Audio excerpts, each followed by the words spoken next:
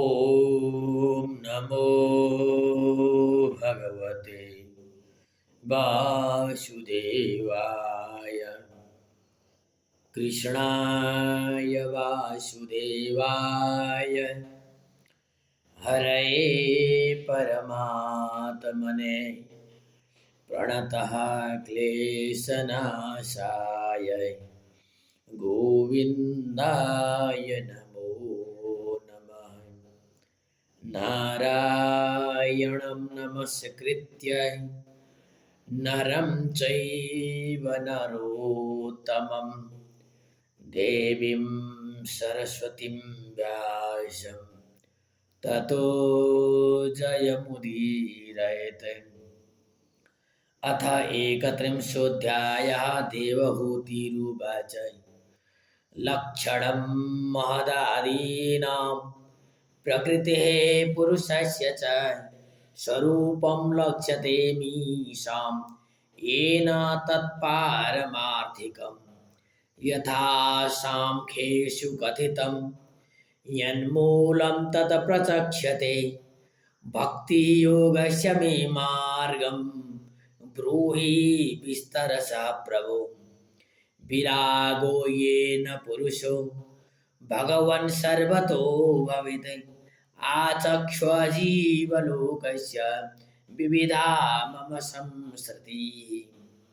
कालस्येश्वररूपस्य परेषां च परस्यते स्वरूपं बत कुर्वन्ति यद्धेतुः कुशलं जनाः।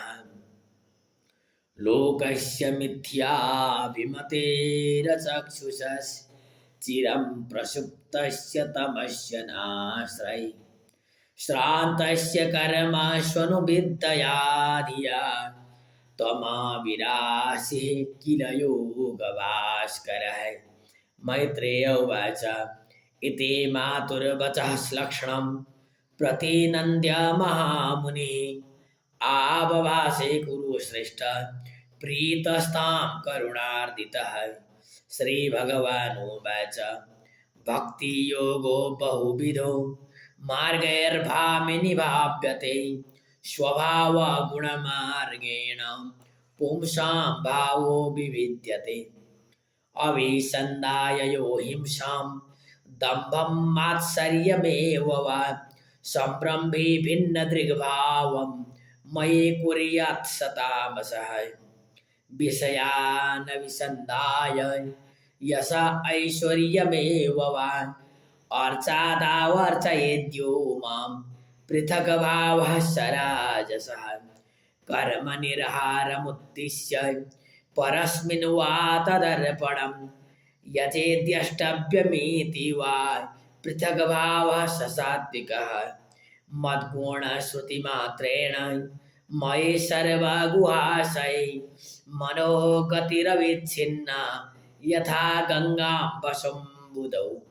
लक्षणं भक्तियोगस्य निर्गुणस्य युधारितम् अहेतुक्याव्यवहिता या भक्तिः पुरुषोत्तमे सालोक्य साष्टिसामीप्य सारूप्येकत्वमप्युत दीयमानं न गृह्णन्ति विना मत्सेवनं जनाः।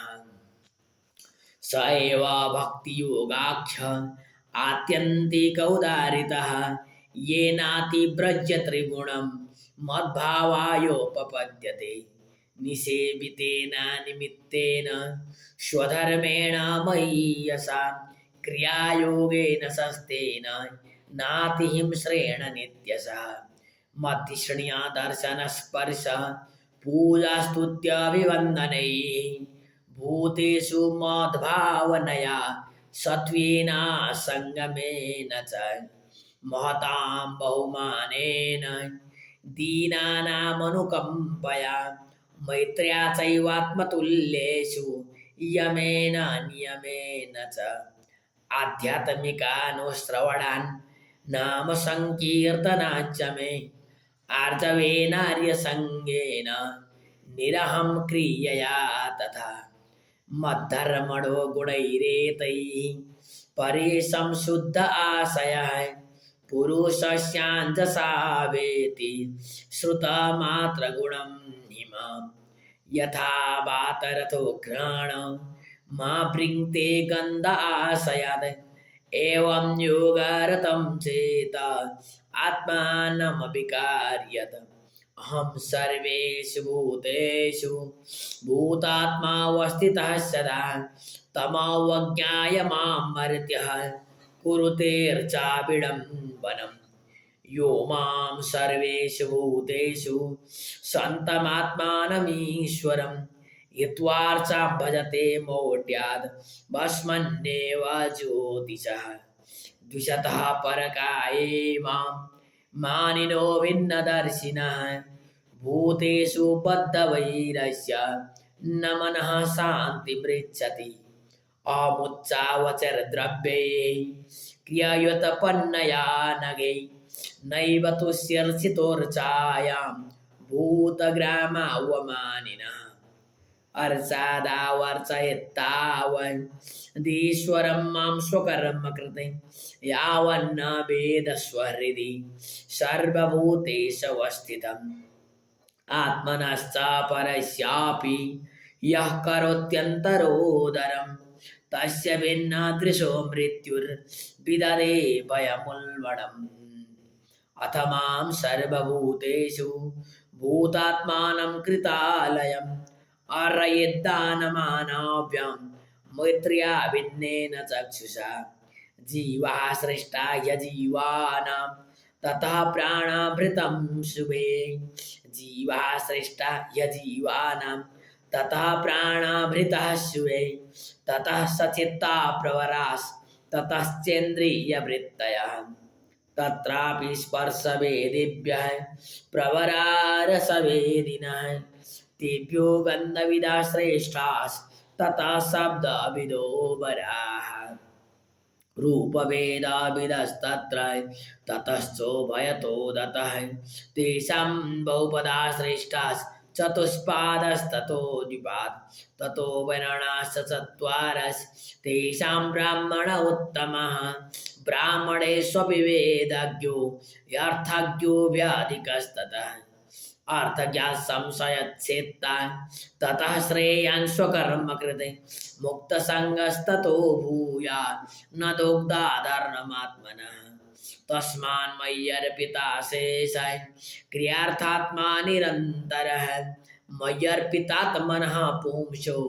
मयि संन्यस्तकर्मणः न पश्यामि परं भूतं मकरतो समदर्शनात् मनसैतानि भूतानि प्रणम्यद बहुमानयन् ईश्वरो जीवकलया प्रविष्टो भगवानिति भक्तियोगश्च योगश्च मया मानव्युदीरितः ययोरेकातरेणैव पुरुषः पुरुषं व्रजते एतद् भगवतो रूपं ब्रह्मणः परमात्मनः परं प्रधानं पुरुषं दैवं कर्म विचेष्टितं रूपभेदास्पदं दिव्यं काल इत्यभिधीयते भूतानां महदादीनां यतो भिन्नादृशां वयं योऽन्तः प्रविश्य भूतानि भूतैरत्यखिलाश्रयः स विष्णुवाख्योऽधियज्ञोऽसौ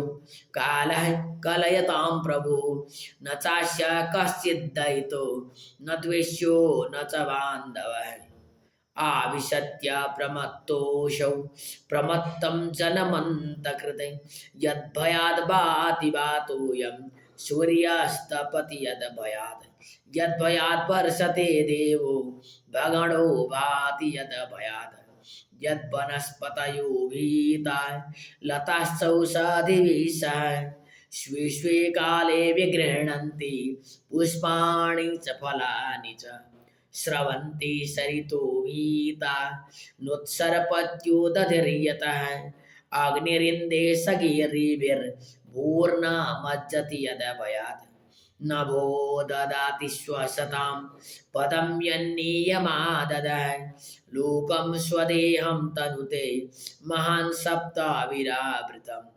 गुणाभिमानिनो देवाः स्वर्गादिश्वस्य यदभयात् वर्तन्ते नो युगं येषां वस एतच्चराचरम् सोनन्तुन्तकरः कालो नादिरादिकृताव्ययः